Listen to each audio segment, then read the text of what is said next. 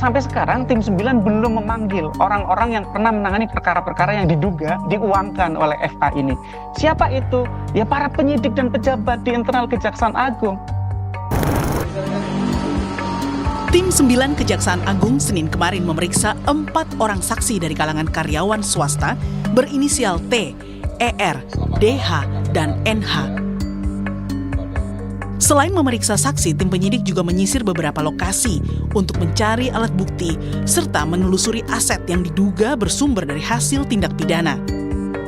Adapun lokasi yang menjadi sasaran penggeledahan meliputi kantor tersangka DR dan rekannya di wilayah Jakarta Selatan. Lalu kantor PT HI, PT PIS, PT KNE, dan PT SME di wilayah Jakarta Selatan, serta rumah kediaman milik tersangka Nurman Herin yang berlokasi di Depok, Jawa Barat.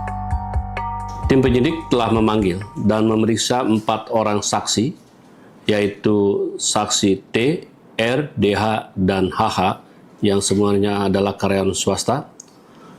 Dan paralel dengan kegiatan pemanggilan dan pemeriksaan saksi, tim penyidik juga melakukan tindakan hukum berupa penggeledahan yang sedang berlangsung di beberapa tempat, di antaranya di kantor di daerah Jakarta Selatan, kedua juga daerah perkantoran juga di beberapa tempat, baik itu PT HI, PT PIS, PT KPI, dan PT beberapa PT di daerah Jakarta Selatan, juga sebuah rumah di daerah Depok, Jawa Barat.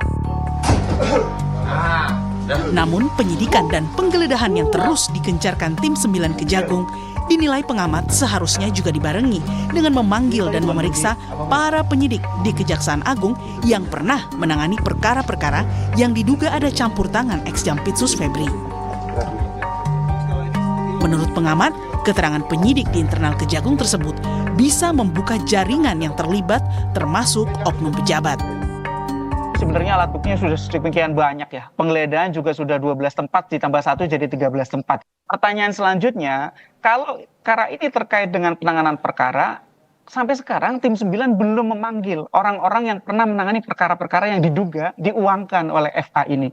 Siapa itu? Ya para penyidik dan pejabat di internal Kejaksaan Agung. Belum ada yang dipanggil. Kita belum pernah dengar misalnya direktur penyidikan dipanggil atau penyidik-penyidiknya dipanggil. Kan mereka perlu didengar keterangannya bagaimana perkara itu dulu ditangani. Apakah mereka mengetahui perihal-perihal tertentu yang kemudian menjadi sebab dari terjadinya tindak pidana korupsi. Ataukah misalnya ada pejabat-pejabat lain yang diduga memiliki keterkaitan terlibat dalam perkara ini. Sejauh ini, penyidik tim 9 Kejaksaan Agung baru menetapkan 3 tersangka untuk perkara dugaan TPPU PT Asabri, yakni Don Rito, Febri Adriansyah, dan Nurman Herin. Selain kasus PT Asabri, 2 sprindik lain mencakup dugaan korupsi batubara PLN yang memicu blackout, serta dugaan korupsi PT Krakatau Steel. Tim Liputan, Kompas TV.